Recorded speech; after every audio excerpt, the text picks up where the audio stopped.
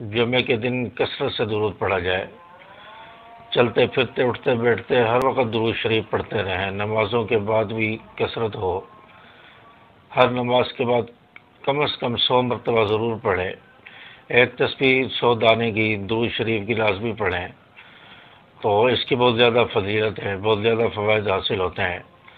حدیث پاک میں آتا ہے کہ جو شخص ایک مرتبہ درود پڑھتا ہے اللہ تعالیٰ اس کے لیے 10 نیکیاں لکھ دیتے ہیں، اور جو شخص ایک مرتبہ درود پڑھتا ہے اللہ تعالیٰ اس کے نامہ اعمال سے 10 گناہوں کو مٹا دیتے ہیں۔ اور فرمایا کہ جو شخص ایک مرتبہ نبی پر درود پڑھتا ہے اللہ تعالیٰ اس کے 10 درجے بلند فرما دیتے ہیں۔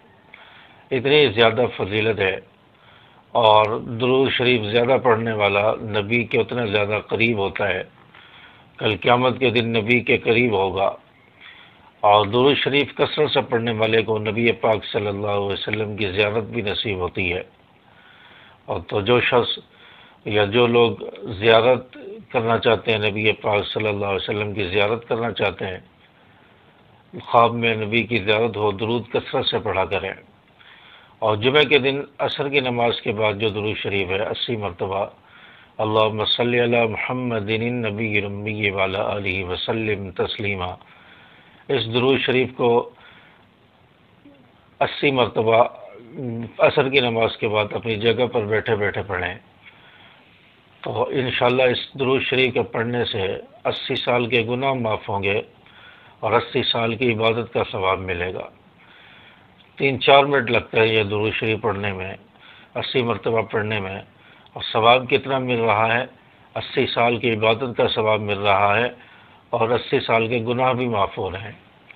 تو اس لیے اس درود کا جو ہے اہتمام کریں عصر کی نماز کے بعد۔ تو عورتیں بھی ان جو ہے اذکار کا اہتمام کریں، اور درود شریف کی کثرت کریں، استغفار کی کثرت کریں۔